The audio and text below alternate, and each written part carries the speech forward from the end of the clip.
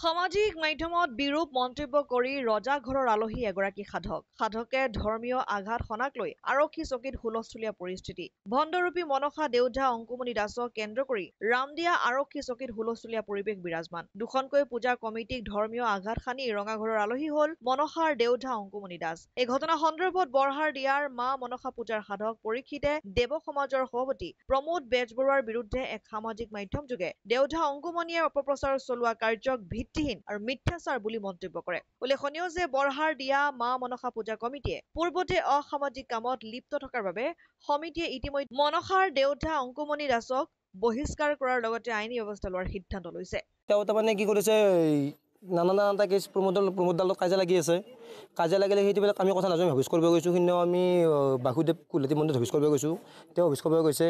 তেওঁ অফিচ কৰিব যাওঁতে তেওঁ তাৰমানে কি কৈছে, মই এইটো কৈছোঁ কোৱা বুলি কৈছে যে প্ৰমোদাক তাৰমানে মই কাটিম বুলি 1 লাখ টকা দিয়া বুলি তেওঁ তাতে থানাত কৈছে। আৰু মই তাকে গ'লে এতিয়া গৈছোঁ, যাওঁতেও তেওঁ মোক কথাখিনি ক'ব দিয়া নাই।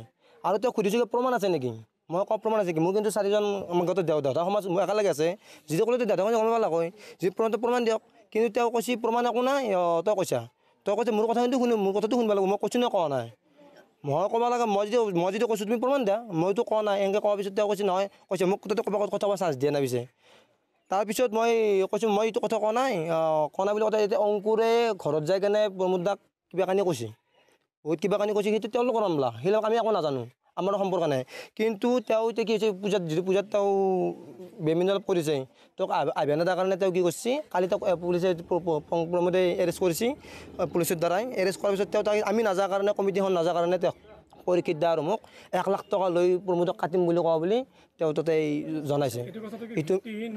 এইটো মিছা কথা। কাৰণ মিছা কথা মইতো অকলে নাই, বৰ্তমান দেৱ সমাজো আছে। কিয় ক'বলৈ পালে তেওঁ কি হৈছে, তাৰমানে তেওঁক তাতে নেতা বুলি কৈছিলোঁ আমি বোলে। বা ভগৱানৰ প্ৰতি তেওঁৰ বিশ্বাস নহৈছে। সেইটো বিশ্বাস মানে কেনে, তেওঁ আমি নেতা বুলি ক'লোঁ বোলে, তুমি পূজা খাব নোৱাৰা, তেনে কৰিছা। কালি থানাত গৈছে, থানাত নাযাওঁ কাৰণে আমি তেওঁ এইখিনি কথা আমাক ফাঁচাই দিছে। এতিয়া তেওঁ ব্যৱস্থা মানে আমি তেওঁক পূজা খাব নিদিওঁ। আৰু এতিয়া পূজা খাব তেওঁক আহিব নিদিওঁ, হাত দিয়া বদনাম কৰিব নালাগে, তেওঁ আহিব নালাগে। পিছত এতিয়া ব্যৱস্থা মানে তেওঁ যিহেতু মিছা অভিযোগ আনিছে, সেইটো আমি এটা ব্যৱস্থা ল'ম, আইনগতভাৱে এটা ব্যৱস্থা এটা ল'ম আৰু। কিন্তু যিহেতু এইটো মিছা অভিযোগ আমিতো কোৱাই নাই, নকোৱাকৈ দিছে। মোৰ পৰিচয়, মোৰ নাম প্ৰমোদ বেজবৰুৱা। মই ৰামদিয়া মনসা মন্দিৰৰ প্ৰতিষ্ঠাপক তথা ৰামদিয়া মনসা মাৰাইবৰত যিখন হৈছে এইখনৰ প্ৰতিষ্ঠাপক। আপোনালোকৰ আশীৰ্বাদত পদ্মা কুমাৰীৰ মই সাধক হিচাপে মই কাম কৰি আছোঁ। আৰু হাজো আঞ্চলিক দেৱ সমাজৰ সভাপতি হিচাপে মই বৰ্তমানৰ কাৰ্যনিৰ্বাহ কৰি আছোঁ। আৰু কামৰূপ অজাধুলীয়া দেৱ সমাজৰ মই বৰ্তমানৰ উপদেষ্টা হিচাপে কাৰ্যনিৰ্বাহ কৰি আছোঁ। দেৱ সমাজ আচলতে আহিব লগাৰ কাৰণটো লজ্জিত হৈছে। বৰহাদিয়াত যিখন পূজা হৈছে, বৰহাদিয়াত হোৱা পূজাত শুৱালকুছিৰ এজন কালীৰ দেউধা অংকুমণি দাস, তেওঁ আমাক বিভিন্ন ধৰণৰ বেয়া মন্তব্য দি ছ'চিয়েল মিডিয়াত মানে কি আমাক হাৰাছমেণ্ট কৰি আছে। আৰু সেই উদ্দেশ্যেই কালি আমি কেছ দিছিলোঁ। কেছ আমাৰ দীপ্তি লকাৰে দিছে। দীপ্তি লকাৰকো কিবা বহুত বেয়া মানে মন্তব্য দি এইবিলাক কৰিছিলে মোবাইলত, কৰাৰ কাৰণে কেছ দিয়া হৈছে। আৰু ৰামদিয়া আৰক্ষী থানাক ধন্যবাদ দিব লাগিব। তৎক্ষণাত ৰামদিয়া আৰক্ষী চকীয়ে মানে কি এটা এনেকুৱা পদক্ষেপ লৈ, মানে আমাৰ যিটো মানে কি পাকিস্তানৰ লগত যিটো সিন্ধুৰ মানে কি হেৰি হৈছিলে, মানে কি আক্ৰমণ হৈছিলে, ঠিক তেনেকুৱা ধৰণে আজি ৰামদিয়াই এই থানাই কেছটো দিয়াৰ লগে লগে বৰহাদিয়াত গৈছিল। বৰহাদিয়াত নাপায়, তেওঁ বংশৰত থকা এটা অনুমান পায়, বংশৰ পাই লগে লগে তেওঁক এৰেষ্ট কৰিছে, এৰেষ্ট কৰি লৈ আহিছে। কাৰণ কি এজন সাধক যদি হয়, সাধক এজন হৈ বেলেগৰ ধৰ্মীয় হেৰিত আঘাত আনি বেলেগৰ ওপৰত বেয়া মন্তব্য যিটো লাঘৱ কৰিছে, একেবাৰে সন্মান লাঘৱ কৰিছে, তাৰ কাৰণে আমি সঁচাকৈ লজ্জিত হৈছোঁ। আৰু লজ্জিত হৈ আমি সেইকাৰণে এই থানাত আহিব লগা হৈছে। যিটো তাৰমানে আমাৰ কালি শ্যামকালী ঘৰাৰে তেওঁৰ লগত জড়িত হৈ থকাৰ বিষয়ে তেওঁ মোক বহুতো উচতনি দিয়া বুলি কৈছে।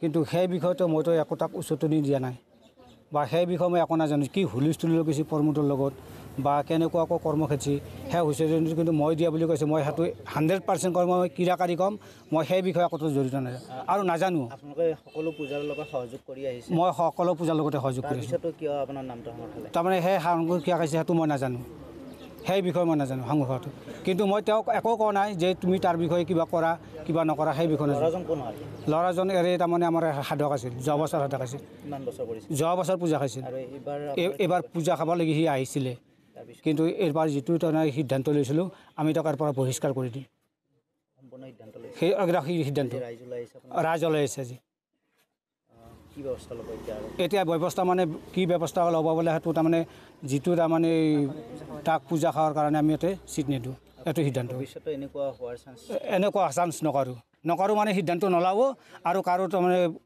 মন আনব নাই তাৰমানে আপোনাৰ নাম মোৰ নাম শ্ৰী পৰীক্ষিত কলিতা ঠাইখিনি বৰহাৰ দিয়াত আপুনি পূজাৰ লগত পূজাৰ লগত জড়িত মই হাজোৰ পৰা কমলাকান্ত দাসৰ ৰিপৰ্ট অসম আদিত্য।